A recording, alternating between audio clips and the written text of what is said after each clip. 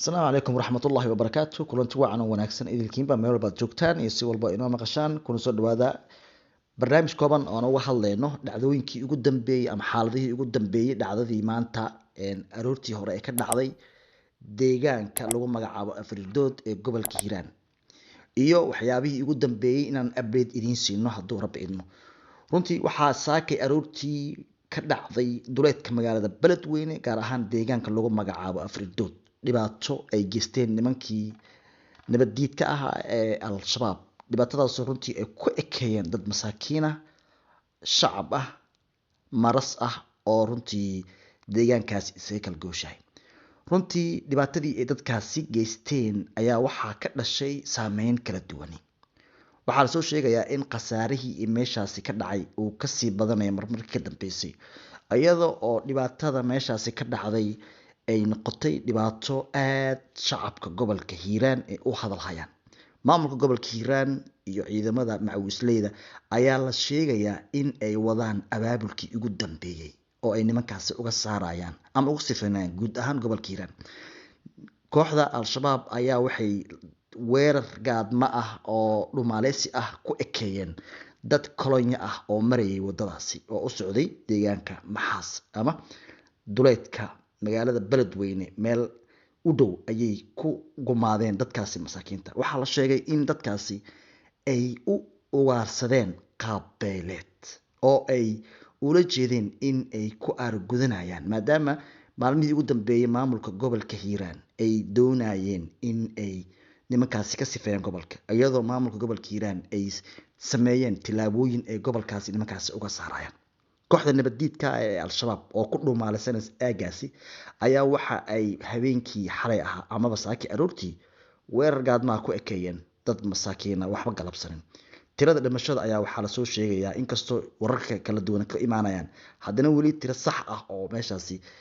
warbixinada ka imaanaya la heli kara ma jiraan inkastoo wararka qaar aan helayna sheegayaan in 27 qofood ay meeshaasi ku dhinteen iyadoo dadka loo gumaaday si arxan darro ah oo runtii aad moodo ama aad dareemayso inay tahay aargudasho iyadoo dadka meeshaasi lagu laayay ay ka mid ahaayeen haween caruur iyo dad odayaal ah oo intaba shuqul iyo shaqo toona ku lahayn waxa ay meeshaasi kala kulmeen runtii waxaa meeshaasi ka dhacay waa waxay ahayn mucjiso ama cajiiba oo runtii aad dadka gobolka Hiiraan ay urkutaalo iyo argagax ay ku reebeen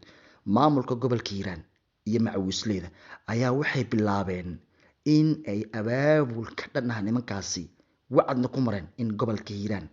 ay uga sifeynayaan ay bilaabeen waxaana laga yaabaa in maalmaha soo socdo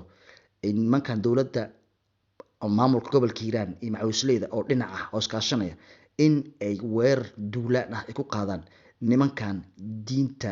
iyo dhaqanka toona lahayn ee al-shabaab tuulooyin waxaa lasoo sheegayaa in ay mar kale gubeen nimankan nabaddiidka ah oo ay ka mid yihiin deegaanada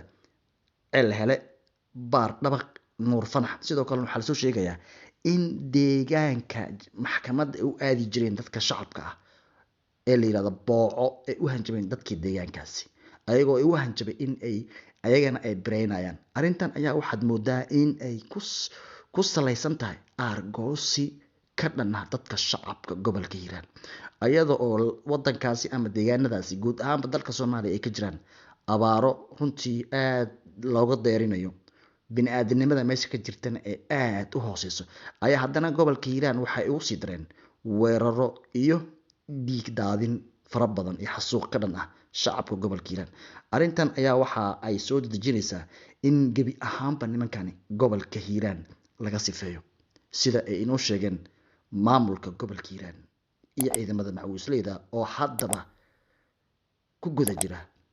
duulaan ka dhan ah ama ay kaga sifeynayaan nimankani deegaanada gobolka Hiiraan